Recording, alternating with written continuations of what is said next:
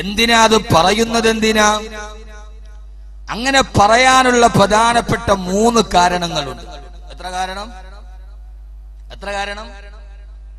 എന്ത് പറയാൻ? അൽഹംദുലില്ലാ എന്ന് പറയാൻ 3 കാരണങ്ങളുണ്ട്. ഒന്ന്, രാത്രിയിൽ നന്നായി ഏറ്റവും കുറഞ്ഞത് ഒരു 6 മണിക്കൂറെങ്കിലും ഒരാൾക്ക് കൃത്യമായി ഉറക്കം കിട്ടിയാലേ അവന് അന്നത്തെ പകലിൽ ഉന്മേഷം ഉണ്ടാവും. ഇല്ലെങ്കിൽ പാതിരാ സമയം പകലിരുന്ന് ഉറങ്ങും. അതുകൊണ്ടാണ് അള്ളാഹു പറഞ്ഞ വജഅൽനാ നൗമക്കും സുബാത്ത, നിങ്ങളുടെ ഉറക്കത്തെ ഞാൻ ഉറക്കം സുബാത്ത. എല്ലാ ഉറക്കം കൊണ്ട് ഉന്മേഷം ഉണ്ടാവില്ല. നിസ്കാരത്തിരുന്ന് ഉറങ്ങും, ജുമയ്ക്ക് ഖുതുബയുടെ ഇടയിൽ ഉറങ്ങും. ആ ഉറക്കമൊക്കെ ഒരു ഉന്മേഷത്തിന്റെ ഉറക്കമല്ല. ഉറക്കം എപ്പോഴും സുബാത്താവണം. സുബാത്താകണമെങ്കിൽ ആ ഉറക്കം രാത്രിയിലാവണം. ആ രാത്രിയിലെ ഉറക്കം കൃത്യമായി ഉറങ്ങാൻ കഴിഞ്ഞാലേ നമുക്കെല്ലാവർക്കും ഉന്മേഷമുണ്ടാവൂ. ഇല്ലെങ്കിൽ എന്റെ പ്രിയപ്പെട്ട സഹോദരങ്ങളെ, ഉറക്കത്തിന്റെ വില എന്താ? യഥാർത്ഥത്തിൽ ഒരാൾക്ക് ശരിയായ ഉറക്കം കിട്ടാതിരുന്നാൽ ആ മനുഷ്യന് പകലിൽ ഉന്മേഷമുണ്ടാവില്ലെന്ന് മാത്രമല്ല, അവൻ അറിയാതെ ഭ്രാന്തനായി പോവുകയാ. പലപ്പോഴും പറയാറില്ല ഉസ്താദേ, ഉറക്കമില്ലാതെ തലക്ക് ഭ്രാന്ത് പിടിക്കുകയാ.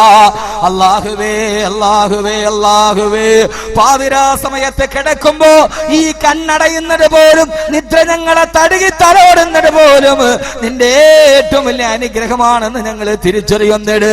ഒരു 3 ദിവസം തുടർച്ചയായി ഉറങ്ങാതിരുന്ന ആ മനുഷ്യൻ ഭ്രാന്തനായി പോകുമെങ്കിൽ എന്തിനേറെ സഹോദരങ്ങളെ, കഴിഞ്ഞ വേൾഡ് കപ്പ് നടക്കുമ്പോ ചൈനയിലെ ഫുട്ബോൾ പ്രേമികൾ കുറെ ആളുകൾ, ഏതാണ്ട് ഒരാൾ 3 ദിവസം ഉറക്കമളച്ചിട്ട് പാതിരാ സമയത്ത് ഫുട്ബോൾ കണ്ടപ്പോ 3ാമത്തെ ദിവസം ആ മനുഷ്യൻ ഫുട്ബോൾ കണ്ടതിന്റെ ഇടയിൽ മരിച്ചു പോവുകയാ. ആ മനുഷ്യന് ക്യാൻസർ വന്നിട്ടല്ല, അയാൾക്ക് ഹാർട്ട് അറ്റാക്ക് വന്നിട്ടല്ല, ആ മനുഷ്യന് വേറൊരു രോഗമുണ്ടായിട്ടല്ല. 3 ദിവസം തുടർച്ചയായി ഉറക്കമില്ലാതെ വന്നപ്പോ ചൈനയിൽ കഴിഞ്ഞ വേൾഡ് കപ്പ് നടന്ന സമയത്ത് മരിച്ചുപോയെങ്കിൽ ഉറക്കമില്ലാത്ത അവസ്ഥ പോലും ഭ്രാന്തമായ മരണത്തിലേക്ക് നടക്കുമെങ്കിൽ അള്ളാഹു നമുക്ക് ചെയ്തു തന്ന അനുഗ്രഹത്തിന്റെ വലിപ്പം എത്രയാ! ആ അനുഗ്രഹത്തിന്റെ പേരിലാണ് അള്ളാഹുവേ എനിക്ക് നന്നായിട്ടൊന്ന് കിടക്കുമ്പോ ഉറങ്ങാൻ കഴിഞ്ഞില്ലെങ്കിൽ സമനില തന്നെ തെറ്റിപ്പോകുമല്ലാ. അതുകൊണ്ട് അല്ലാഹുവേ ആ ഉറക്കം എനിക്ക് സുഖമായിട്ട് ഉറങ്ങാൻ തന്ന, ഒന്ന് സുഖമായിട്ട് ഉറങ്ങാൻ ആഗ്രഹിക്കുന്ന എത്ര ആളുകളുണ്ട്. അൽഹംദുലില്ലാഹ്, സർവസ്തുതിയും നിനക്കാണല്ലാ. വളരെ ചുരുക്കി ഞാൻ പറയുകയാണ്, ഒരു ദിവസം തുടങ്ങുമ്പോ എന്തിനാ ഇത് പറയുന്നത്? എന്തിനാ? ഉറക്കത്തീന്നെഴുന്നേറ്റ ആളുടനെ അൽഹംദുലില്ലാഹില്ലദീ അഹ്യാനാ ബഅദമാ അമാതനാ വഇലൈഹി നുശൂർ എന്ന് പറയാനുള്ള 1ാമത്തെ കാരണം നമുക്ക് ഉന്മേഷമുണ്ടാവും, നമ്മുടെ ശരീരത്തിന്റെ ആരോഗ്യം ശരിയാവും. 2ാമത്തെ കാരണം എന്താണെന്നറിയോ? 2ാമത്തെ കാരണം, എന്റെ പ്രിയപ്പെട്ട ചെറുപ്പക്കാരെ ശ്രദ്ധിച്ചു കൊള്ളുക. 2ാമത്തെ കാരണം എന്താ? ആദരവായ പ്രവാചകൻ നബി മുഹമ്മദ് മുസ്തഫ സല്ലല്ലാഹു അലൈഹി വസല്ലമ പറയുകയാ, അന്നൗമ അഖുൽ മൗത്, ഉറക്കം മരണത്തിന്റെ സഹോദരനാ, ഉറക്കം മരണത്തിന്റെ സഹോദരനാ, ഉറക്കം മരണത്തിന്റെ സഹോദരനാ. നീ ഒരു മരണം കഴിഞ്ഞെഴുന്നേറ്റതാണ്, നിന്റെ ജീവിതത്തിലെ ഒരു മരണം നടന്നുകൊണ്ട് കഴിഞ്ഞിരിക്കുകയാ. എന്റെ ശബ്ദം കേൾക്കാനെത്തിയ എന്റെ പ്രിയപ്പെട്ട പെങ്ങള്, പാതിരാ സമയത്ത് ഇശാ നമസ്കാരം കഴിഞ്ഞ് കിടപ്പറയിലോട്ട് പോയി കിടന്ന രാവിലെ എഴുന്നേൽക്കുന്നത് വരെ ഓരോ ദിവസവും ഓരോ മനുഷ്യനും ഒരു പ്രാവശ്യം മരിക്കുന്നുണ്ട്. ആ മരണം എപ്പോഴാത് ഉറക്കം ഒരു മരണമാ എന്ന് പറയാനുള്ള കാരണം എന്താ? ഇത് ബാക്കി വെറുതെ പറഞ്ഞതല്ല, അള്ളാന്റെ വിശുദ്ധമായ ഖുർആൻ പറയട്ടെ. നമ്മളെല്ലാവരും വീടിന്റെ ഉള്ളിൽ രാത്രിയിൽ കിടന്നുറങ്ങുമ്പോ ഭാര്യയുടെ അടുത്ത് കിടക്കുമ്പോ മക്കളെ കെട്ടിപ്പിടിച്ച് കിടക്കുമ്പോ നമ്മൾ അറിയാത്തൊരത്ഭുതം നടക്കുന്നുണ്ട്. ജീവിതമേ ഒരത്ഭുതമാണ്, അത്ഭുതമേ ഈ ജീവിതം. ആരും അറിയാതെ പോരേടത്തെ പള്ളിക്കല് ഗണപതി നടയുടെ ഭാഗത്തുള്ള വീട്ടിൽ കിടന്നുറങ്ങുമ്പോ ആ സമയത്തൊരു വലിയ അത്ഭുതമായ കർമ്മം നടക്കുന്നുണ്ട്. എന്താണെന്നറിയോ? അല്ല തന്നെ പറയുന്നുണ്ട് ഖുർആനിലൂടെ, ഇത് വാറോല പറയുന്നതല്ല. നമ്മളെല്ലാവരും ഉറങ്ങിക്കഴിയുമ്പോ അള്ളാഹു പറയുകയാണ്, അള്ളാഹു യതവഫൽ അൻഫുസ ഹീന മൗതിഹാ വല്ലതീ ലം തമുതു ഫീ മനാമിഹാ ഫയുംസികു ല്ലതീ ഖലാ അലൈഹൽ മൗത് വയുർസിലുൽ ഇലാ അജലിൻ മുസമ്മാ. അല്ലാഹ് പറയുകയാണ്, അല്ലാഹു യതവഫൽ അൻഫുസ ഹീന മൗതിഹാ, പാതിരാ സമയത്ത് ഉറങ്ങുന്ന സമയത്ത് അല്ലാഹു ഓരോരുത്തരെയും മരിപ്പിക്കുകയാ. നമ്മൾ കിടന്നുറങ്ങുമ്പോ നമ്മുടെ ശരീരത്തിന്റെ ആത്മാവ് അള്ളാഹുവിന്റെ അടുക്കലേക്ക് അള്ളാഹു തിരിച്ചു വിളിക്കുമ്പോ ഓരോരുത്തരെ, ഞാൻ ഉറങ്ങുമ്പോ അഹമ്മദ് കബീറിന്റെ റൂഹിനെ, നിങ്ങൾ ഉറങ്ങുമ്പോ നിങ്ങളുടെ ആത്മാവിനെ അള്ളാഹുവിന്റെ അടുക്കലേക്ക് അള്ളാഹു വിളിക്കുമത്രേ. അള്ളാഹു പറയുകയാണ്, വല്ലതീ ലം തമുതു ഫീ മനാമിഹാ ഫയുംസികു ല്ലതീ ഖലാ അലൈഹൽ മൗത്. ആരുടെ മരണമാണോ പാതിരാ സമയത്ത്, അന്നത്തെ പാതിരാത്തിരവന് മരിക്കണമെന്ന് അള്ളാഹു തീരുമാനിച്ചിട്ടുണ്ടെങ്കിൽ ആ റൂഹ് പിന്നീട് ശരീരത്തോട്ട് തിരിച്ചു വരില്ല. അള്ളാഹു പറയുകയാണ്, പടച്ചറപ്പിന്റെ അടുക്കലേക്ക് വിളിക്കുമ്പോ പിന്നെ ആ റൂഹ് വരില്ല മോനെ. രാവിലെ എഴുന്നേക്കാൻ നിനക്ക് കഴിയില്ല. ചില റൂഹുകളെ അള്ളാഹു തിരിച്ചു വിടില്ല, ആ രാത്രിയിൽ തന്നെ മരിപ്പിക്കുകയാ. അതല്ല വയുർസിലുൽ ഉഖ്റാ ഇലാ അജലിൻ മുസമ്മാ. ചില റൂഹുകളെ അല്ലാഹു തിരിച്ചു പറന്നു വിടും. രാവിലെ എഴുന്നേറ്റ് ഒരു പകല് കൂടി നിന്റെ ആയുസ്സിലുണ്ടാവട്ടെ, അന്ന് രാത്രി വീണ്ടും തിരിച്ചു വിളിക്കും. പോരേടത്തെ പ്രിയപ്പെട്ട ചെറുപ്പക്കാരാ, പാതിരാ സമയത്ത് നിന്റെ വീടിന്റെ ഉള്ളിൽ നീ കിടന്നുറങ്ങുമ്പോ നിന്റെ ആത്മാവ് പടച്ചറപ്പിന്റെ അടുക്കലേക്ക് പോവുകയാ. അതിനെങ്ങാനും അല്ലാഹു തിരിച്ചിനി ആ ശരീരത്തിൽ വീണ്ടെന്ന് തീരുമാനിച്ച രാവിലെ അന്ന് ലോഹറിന് നിന്റെ മയ്യത്തിന്റെ കുടിമോനെ പോരേടത്തെ പള്ളിയുടെ ഖബർസ്ഥാനിൽ കുരുക്കപ്പെടും. പാതിരാ സമയത്ത് സെക്കൻഡ് ഷോയും കണ്ട് കള്ളുകുടിക്ക് വീർത്ത വയറുമായി കിടത്തുറങ്ങുന്ന എന്റെ പ്രിയപ്പെട്ട മുസ്ലിം ചെറുപ്പക്കാരാ, മദ്യപിച്ച കള്ളും വയറ്റുള്ളിൽ കിടന്നിട്ട് മലന്ന് കിടക്കുമ്പോ ഓർക്കുന്നുണ്ടോടാ പൊന്നുമോനെ, എന്റെ റൂഹ് പടച്ചറപ്പിന്റെ അടുക്കലേക്ക് പോവുകയാ. അല്ലാഹു തിരിച്ചു വിടണ്ടെന്ന് തീരുമാനിച്ച ഒരു മുഴുക്കുടിയനായ രീതിയിൽ നീ പടച്ചറപ്പിന്റെ മുമ്പിൽ മരിച്ചു വീടുകയാ. നിന്റെ ഖബറിന്റെ അവസ്ഥ എന്താ? നിന്റെ പരലോകത്തിന്റെ അവസ്ഥ എന്താ? മരണമെന്ന് പറഞ്ഞാൽ അതും ആ ഉറക്കമെന്ന് പറഞ്ഞാൽ അത് മരണത്തിന്റെ സഹോദരനാണെന്ന് ഹബീബായ നബി മുഹമ്മദ് മുസ്തഫ സല്ലല്ലാഹു അലൈഹി വസല്ലമ. വീണ്ടും വിചാരത്തിന് തയ്യാറെടുക്കുക. സെക്കൻഡ് ഷോയും കഴിഞ്ഞ് മദ്യപിച്ചിട്ട് വീട്ടിലോട്ട് വരുമ്പോ ഒരു തുള്ളി മദ്യം വയറ്റുള്ളിൽ കിടന്നിട്ടാ എഴുന്നേക്കാ കടിയില്ല മോനെ, തിരിച്ചു വരില്ലടാ മോനെ. ആരുടെ മണ്ണിലേക്ക് പോകും ചെറുപ്പക്കാരാ? അതുകൊണ്ട് അല്ലാഹു പറയുകയാ, അല്ലാഹു യതവഫൽ അൻഫുസ ഹീന മൗതിഹാ. ആ സമയത്ത് ചില ആളുകളെ ഞാൻ മരിപ്പിക്കുമെന്ന്. അതുകൊണ്ടാണ് അല്ലാഹുവിന്റെ റസൂൽ പ്രകാരം നമ്മോട് പറഞ്ഞത്, രാവിലെ ശരീരത്തിൽ നിന്ന് ആത്മാവ് വന്ന് രാവിലെ കണ്ണു തുറന്നെഴുന്നേക്കുമ്പോ ഒരു ദിവസം നിന്നെ മക്കളെ ഒന്നുകൂടി കാണാൻ കഴിഞ്ഞാൽ, ഭാര്യ ഒന്ന് കാണാൻ കഴിഞ്ഞാൽ, ആ സമയത്ത് പറയണം, അല്ലാഹുവേ അൽഹംദുലില്ലാഹ്,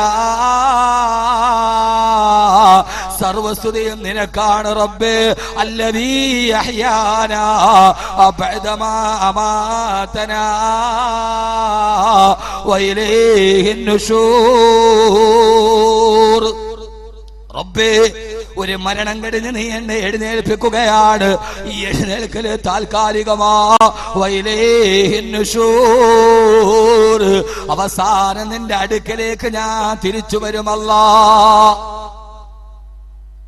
അല്ലാഹുവിന്റെ വിശുദ്ധമായ ഖുർആൻ. അതുകൊണ്ട് മരണത്തിന്റെ സഹോദരന ഒരു മരണം കഴിഞ്ഞിട്ട് എഴുന്നേൽക്കുകയാണ്. രാവിലെ ഉറക്ക വിളിച്ചു എഴുന്നേറ്റില്ല. കാരണമെന്താ? അവരെത്രയോ ആരോഗ്യത്തോടു പോയി കിടന്നവരാ. രാവിലെ പാതിരാ സമയത്ത് ഉറക്കത്തിന് പോകുമ്പോ അവരെത്ര കീർത്തിയുള്ളവരാ, അവരെത്ര ആരോഗ്യമുള്ളവരാ. പക്ഷേ രാവിലെ തട്ടി വിളിക്കുമ്പോ വാപ്പാടെ ശരീരത്തിന്റെ ചൂട് നഷ്ടപ്പെട്ടു പോയി. എവിടെയാന്നറിയില്ല. എന്റെ പ്രിയപ്പെട്ട സഹോദരങ്ങള്, കഴിഞ്ഞ റമളാനില് മണക്കാട് ജുമാ മസ്ജിദിൽ ഞാൻ ജോലി ചെയ്യവേ, മണക്കാട് സെൻട്രൽ ജുമാ മസ്ജിദിന്റെ പ്രസിഡന്റിന്റെ പ്രിയപ്പെട്ട അതിന്റെ പ്രസിഡന്റ് അൽഫാ അബ്ദുൽ ഖാദർ ഹാദി അന്നത്തൊരു മരണത്തിന്റെ കഥ പറഞ്ഞെന്നോട്. വൈകുന്നേരം അന്നത്തെ തിരുവനന്തപുരത്തെ പ്രശസ്തമായ ഏറ്റവും വലിയ സംഘടനയായ മുസ്ലിം അസോസിയേഷന്റെ പ്രസിഡന്റ്, റിട്ടയർഡ് IAS കാരനാ. തലേ ദിവസം അദ്ദേഹത്തിന്റെ വീട്ടിൽ വന്ന് സൽക്കരിച്ചപ്പോ വെജിറ്റേറിയൻ ഭക്ഷണമാ. അയാള് പറഞ്ഞു, എനിക്ക് വെജിറ്റേറിയൻ അല്ല, നാളെ വൈകുന്നേരം ഞാൻ വരും, ആ സമയത്ത് എനിക്ക് ഏറ്റവും നല്ല നോൺ വെജിറ്റേറിയൻ ഭക്ഷണം ഉണ്ടാക്കണം, മാംസത്തിന്റെ ഭക്ഷണം. കൂട്ടുകാരാ പറഞ്ഞു വിട്ടു. പിറ്റേ ദിവസം അന്നത്തെ ദിവസം പിറ്റേ ദിവസത്തേക്ക് അദ്ദേഹത്തിന്റെ ഭക്ഷണത്തിന് വേണ്ടിയുള്ള മാംസത്തിന്റെ വിഭവങ്ങൾ ഒരുങ്ങി. തലേ ദിവസം യാത്ര പറഞ്ഞ് പിറ്റേ ദിവസം ഭക്ഷണം ഒരുക്കണമെന്ന് പറഞ്ഞ് അന്ന് തലേ ദിവസം രാത്രി 12 മണിയായി. അൽവാദി എന്നോട് പറഞ്ഞു, ഉസ്താദേ ഫോൺ നിർത്താതെ ബെല്ലെടുക്കുന്നുണ്ട്.